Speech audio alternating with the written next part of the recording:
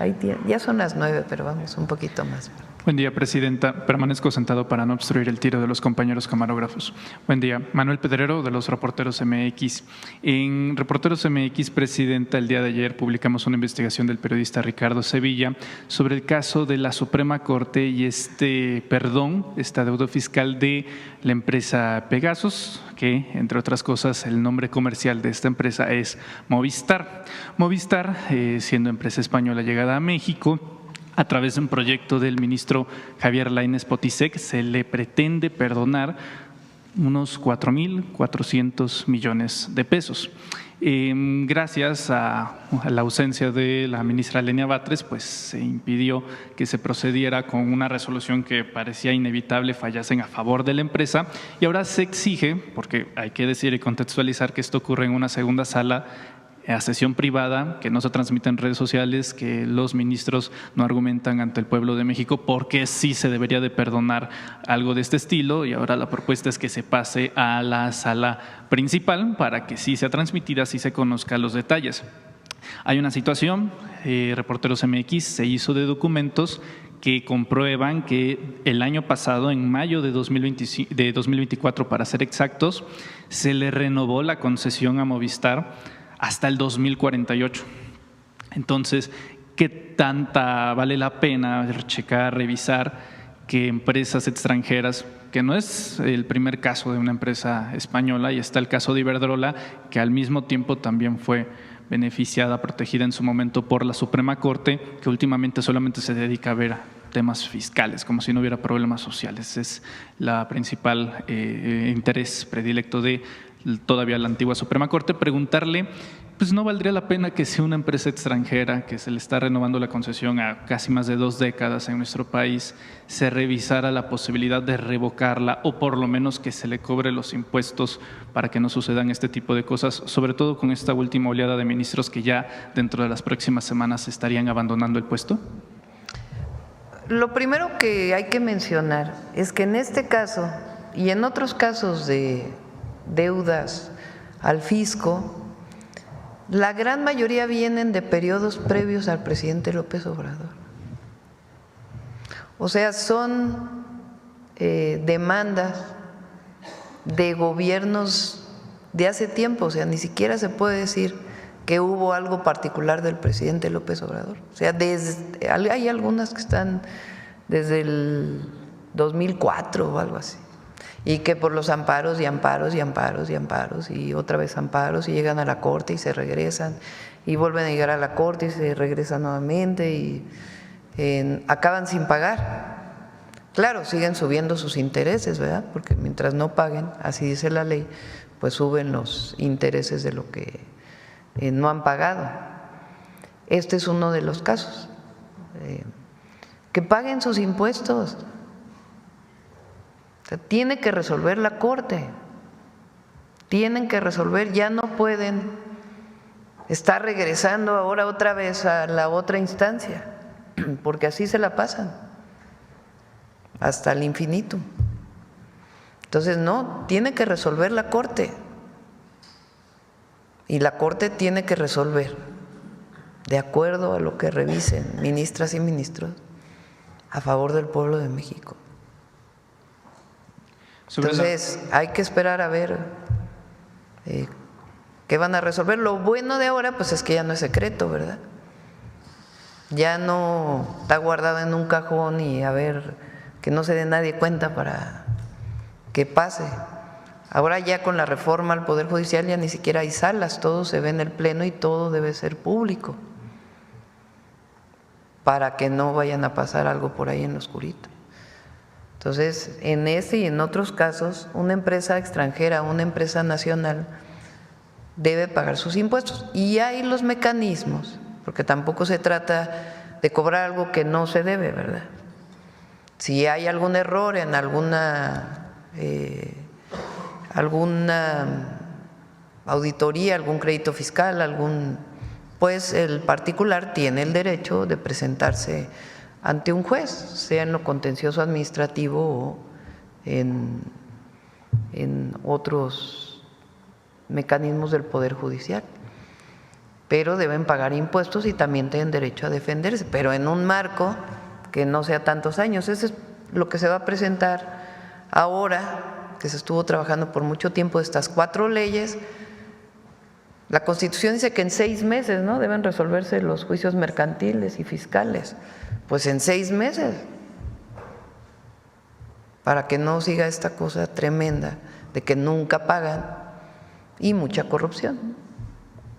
Justo sobre esta resistencia que hay dentro de la Corte para que sea privado, para que no se transmita, no se conozca los argumentos de los ministros, ¿cuál sería el llamado a los actuales ministros que mientras se espera la llegada del nuevo Poder Judicial, pues pueden seguir bajo el mismo esquema de tratar de meterlo a salas secundarias y no se conozca? No son ellos los de la transparencia, ¿no? Porque nos criticaron que iba a desaparecer el INAI y ya no iba a haber transparencia. Pues ¿dónde está la transparencia de la Corte? ¿Qué transparentes? ¿Cuáles son lo que viene a discutirse, en particular relacionado con los temas del pago de impuestos? Presidenta, en otro tema, con la nueva ley de la Guardia Nacional, pues también se revive y se reactiva por parte de la comentocracia el debate de una presunta militarización del cuerpo. Preguntarle, sobre todo en el entendido de que pues está bajo la orden de la Comandanta Suprema de las Fuerzas Armadas, que es una mujer civil, ¿qué tanto entiende esta línea divisoria, esta frontera de lo que es la militarización del cuerpo, dadas las condiciones de seguridad en el país, y hasta dónde se puede usar sobre esto que se dice en redes sociales, Presidenta? Primero, no ha habido un episodio de represión en nuestro país que no haya sido ordenado por el Comandante Supremo.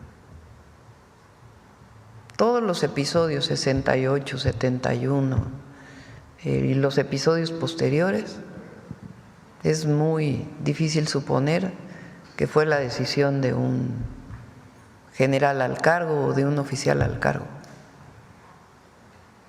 En general son órdenes del Comandante Supremo. Y en este caso, por eso nosotros nos comprometimos a que nunca vamos a usar a las Fuerzas Armadas para reprimir al pueblo. Eso es lo primero. Lo segundo, ¿por qué la Guardia? ¿Cuáles son las ventajas de que la Guardia Nacional esté en la Secretaría de la Defensa Nacional? Que no es el Ejército, es una entidad, una institución que coordina la defensa nacional. Número uno, que tiene permanencia en el tiempo. El Ejército mexicano tiene una gran característica, la Fuerza Aérea, igual que la Armada de México. Tiene la característica de que son instituciones que permanecen y tienen sus propias carreras.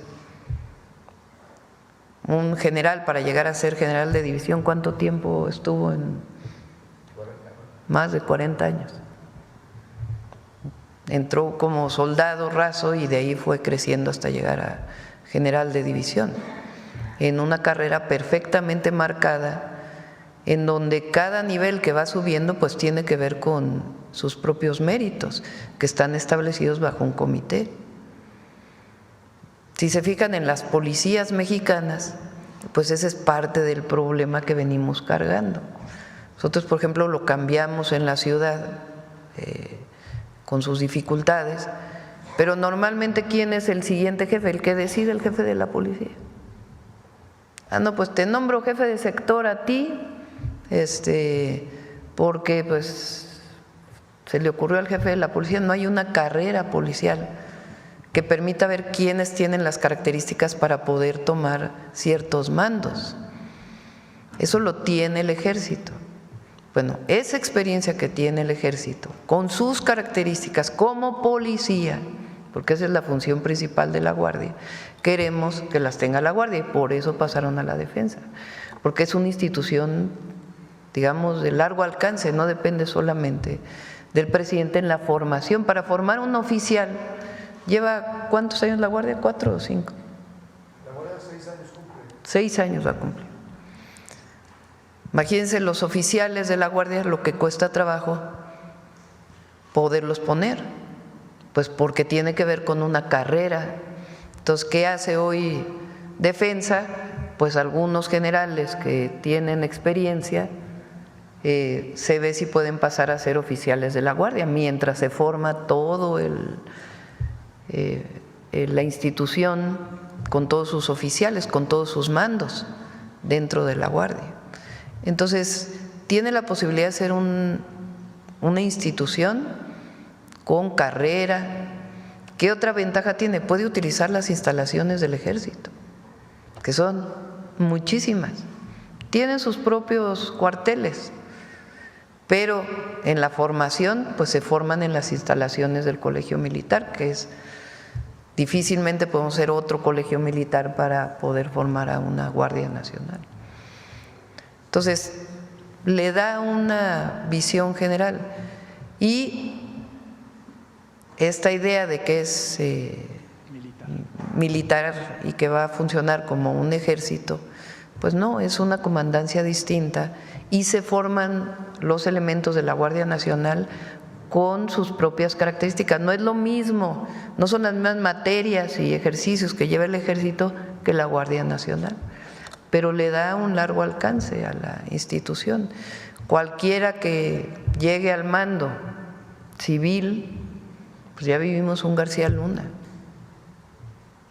Yo pienso que nuestro movimiento va a durar mucho tiempo, si así lo decide el pueblo de México, pero puede llegar una persona que ponga a alguien en la Secretaría de Seguridad, si dependiera del mando civil, que se acabe por corromper a la institución. Entonces depende más del presidente o de la presidenta en turno. Primero, la comandante suprema pues es de todas las Fuerzas Armadas, incluida la Guardia Nacional. Y segundo, tiene su propia norma, sus propias leyes, por eso están pasando las leyes. Y la virtud de que esté en la Defensa pues es que le permite construir una carrera de largo alcance, utilizar sus propias instalaciones. Pueden ir a los hospitales que tiene el Ejército, que son los mejores hospitales del país, los del Ejército y la Marina.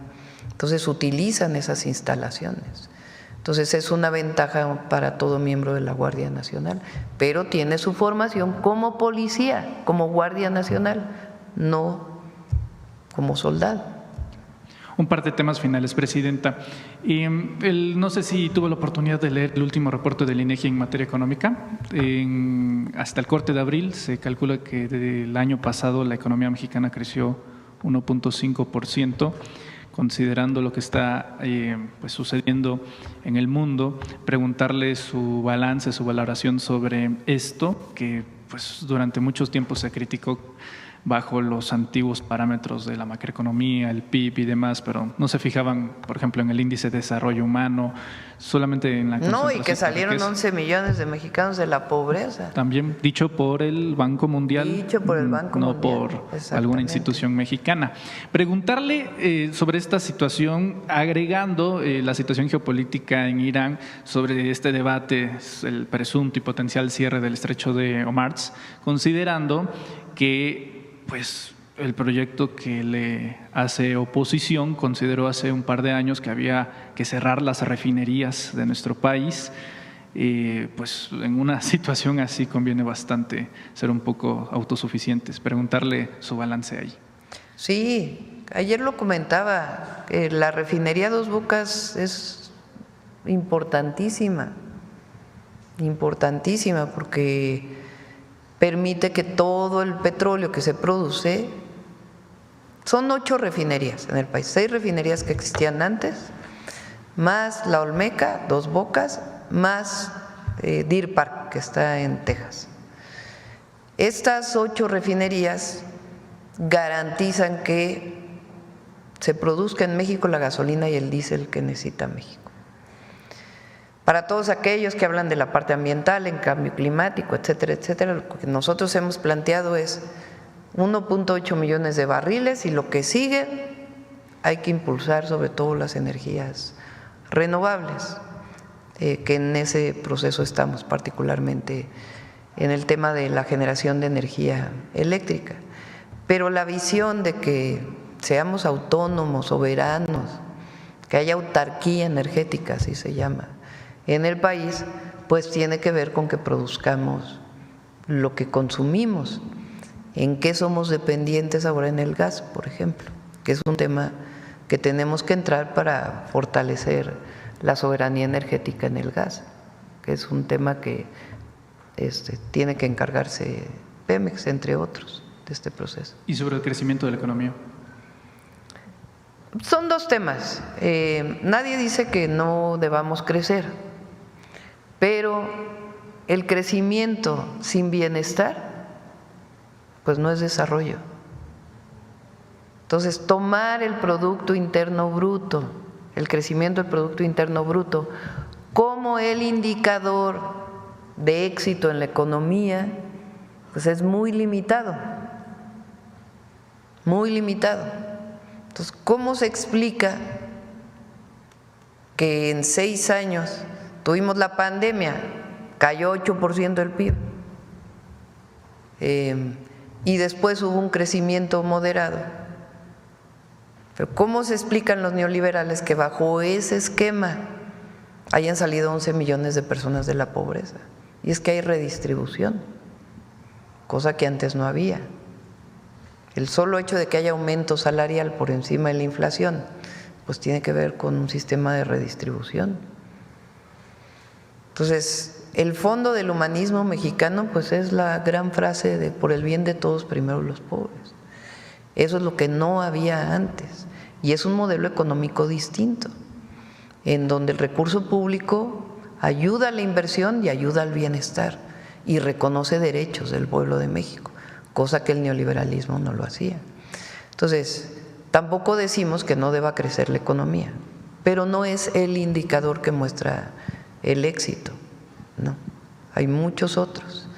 Y en el proceso, pues, este año con las dificultades que estamos viviendo, el mundo entero, el propio Estados Unidos lo está viviendo, no solo el resto de los países.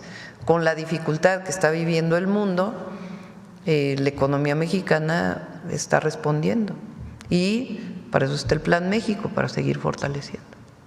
Para finalizar, Presidenta, pues aprovechando el día tan especial que es, me gustaría preguntarle, hace 20 años, en 2005, pues supongo que… pensando que estaba haciendo en el 2005. Hace 20 años, pues usted tenía 43 y pues el país vivía un momento bastante complejo, al igual que la izquierda, durante el proceso del desafuero. Si uno revisa, porque hemos estado atentos, los debates en los que usted participó en defensa de la candidatura presidencial del presidente López Obrador y posteriormente de la defensa del voto ante el fraude electoral, pues sí hay un contraste bastante marcado, tal vez no en términos ideológicos, pero sí en la aguerrida, los debates, ¿no? Pues es decir, ha habido una evolución política. Sí, ha habido una evolución política y me gustaría preguntarle… No en las convicciones. Justo, preguntarle en esto, Además, porque ahorita hay, digamos, de su parte, más un credo de cabeza fría, de serenidad y paciencia, preguntarle sobre esa madurez política, qué elementos ha recogido en estos últimos 20 años que considere que la ha llevado a este momento de su carrera política. Más que en mi carrera política es lo que vivimos en el movimiento. O sea, hace 20 años, justo en el periodo del desafuero, yo fui académica hasta el año 2000. Después del 2000 al 2006, mayo del 2006, fui secretaria del Medio Ambiente con el presidente López Obrador como jefe de gobierno. Y ahí el presidente López Obrador, desde que era jefe de gobierno, acostumbraba a darnos 3, 4, 5 tareas a cada uno de nosotros. Entonces fui secretaria de Medio Ambiente, pero coordiné la construcción del segundo piso, el Metrobús, o sea, además de las tareas de la Secretaría del Medio Ambiente. Cuando viene el desafuero, pues todos los que éramos parte de ese gabinete, pues salimos a defender el entonces jefe de gobierno junto con millones de mexicanos y mexicanas. Cuando él era jefe de gobierno y sale a la campaña del 2006, muchos se fueron con él a la campaña. Y a mí me llamó y me dijo, tienes que acabar el segundo piso, porque todavía no lo terminábamos, estábamos en la última parte. Inauguramos el segundo piso, a ver si revisan por ahí qué día se inauguró el segundo piso en el 2006. Estaba ya Alejandro Encinas de jefe de gobierno. Prácticamente a los 2 días lo fui a ver y entonces me dijo, ayúdame a ser vocera. Estaba justo el periodo de el peligro para México, Andrés Manuel López Obrador, peligro para México. Y me dijo, ayúdame en la vocería. Estaba entonces de vocero del PRD, del entonces PRD, Gerardo Fernández Noroña. Porfirio Muñoz Ledo, que en paz descanse, era otro vocero y su servidora. Entonces salimos, entonces no había prácticamente redes sociales, o ni había redes sociales. 23 de enero. Todavía nos quedamos un tiempo y cuando empezó todo la campaña, pues fue que lo fui a ver, me llamó. Entonces me quedé de vocera en la campaña. Había debates, había un debate con Carmen Aristegui de Puras Mujeres. Estaba Rosario Green por parte de Madrazo, candidato del PRI. Estaba Josefina Vázquez Mota por parte de Calderón y su servidora por parte de Andrés Manuel López Obrador. Había un debate cada semana en la radio y participábamos pues en debates. Después del segundo debate fui al programa de Carlos Loret de Mola en Televisa, cuando se vino todo aquello de Hildebrando, si alguien se acuerda, lo podemos platicar algún día, el cuñado de Zavala, encargado de, que recibió contratos cuando él fue secretario de Energía en Pemex y después recibió contratos en el INE, que todavía muchos creemos que parte del fraude electoral del 2006 tuvo que ver con ese contrato, con Hildebrando Zavala. Me tocó toda la denuncia de ese periodo. Y después, pues todo el fraude electoral. Hicimos un grupo de trabajo, de investigación de cómo se hizo el fraude electoral. Y cuando termina el plantón de reforma, pues yo me regreso a la UNAM, porque yo tenía que vivir de algo, ¿verdad? Entonces me regreso a la UNAM como investigadora titular del Instituto de Ingeniería, porque me guardaron como 6 años la licencia de ese periodo. Y hasta el 2018 seguí en la UNAM, aunque siempre participé en el movimiento de transformación. Entonces, todo este periodo, pues uno va, imagínense lo que fue pues formar un nuevo partido político, lo que vivimos en aquel momento, el propio fraude que fue muy difícil, las represiones que habíamos vivido en periodos anteriores,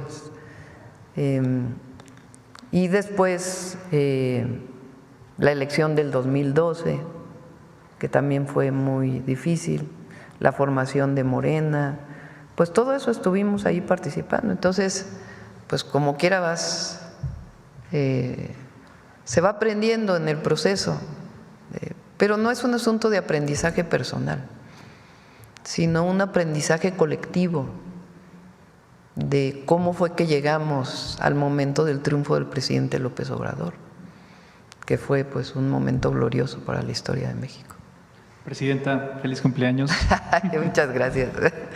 Ahorita terminamos. Ya son 9:27, ya fue mucha la historia de… Vámonos a descansar, a desayunar. Y eso es todo por hoy, amigos. Si te ha gustado este análisis, no olvides darle me gusta, compartir y suscribirte, que necesitamos que más personas se enteren de lo que está pasando. ¿Qué opinas sobre todo lo que hablamos hoy? Déjanos tu comentario. Queremos saber lo que piensas y qué te gustaría que cubriéramos en el próximo video. donde seguiremos dándole duro a la política y sin pelos en la lengua. Porque en una nación donde estaba marcada por la incertidumbre, donde los mexicanos clamaban un cambio verdadero, un partido que nació del pueblo, pero con la fuerza y determinación de un huracán, llegó la Cuarta Transformación, donde no es solo una promesa, es una realidad que se vive día a día. Desde que AMLO asumió la presidencia, comenzó una verdadera revolución en la política y en las vidas de los mexicanos. Sus políticas de bienestar social, justicia económica y la lucha contra la corrupción han sido fundamentales para mejorar la calidad de vida de millones.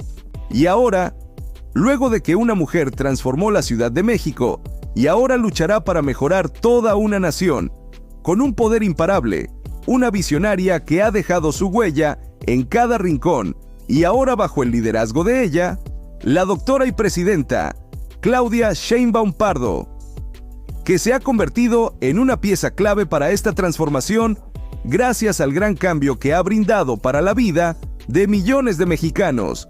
México está avanzando hacia un país más justo, equitativo y con mayores oportunidades para todos, comprometiéndose con un gobierno para el pueblo y del pueblo.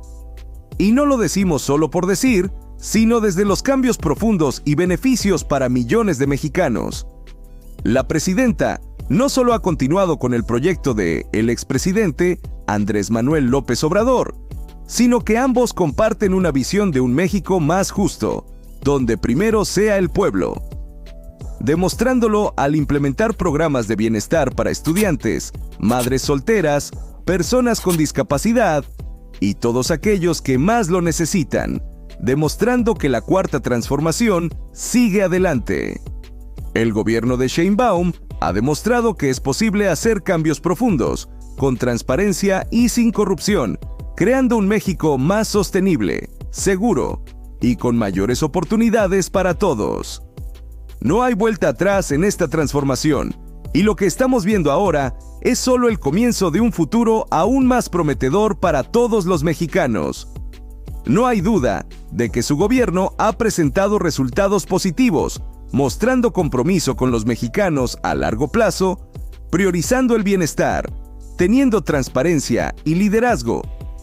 Ha demostrado que es posible hacer cambios y mejorar la calidad de vida de la población de quienes buscan un México más justo, sostenible y con mayores oportunidades para todos.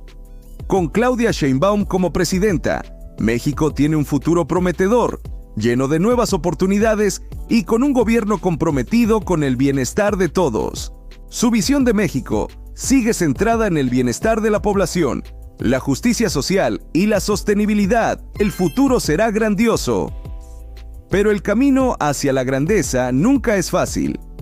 Los opositores, aquellos que se benefician del antiguo régimen de corrupción y privilegios, no han dejado de atacar. Con mentiras, distorsiones y manipulaciones, intentan desestabilizar el avance de Claudia Sheinbaum. Pero ella no cede, no se deja amedrentar. En lugar de retroceder, cada ataque la fortalece, porque sabe que está en el camino correcto, luchando por un México donde los poderosos ya no se salgan con la suya. Los que temen el cambio, que tiemblen. Claudia Sheinbaum no se detendrá, y su victoria será imparable. Así que, si estás interesado en conocer más sobre cómo Claudia Sheinbaum y AMLO están llevando a México a un nuevo nivel, quédate con nosotros y no olvides suscribirte, compartir y dejar tu comentario. El futuro de México está en marcha y con Claudia Sheinbaum es una transformación que no podemos dejar pasar. Nos vemos en el próximo video.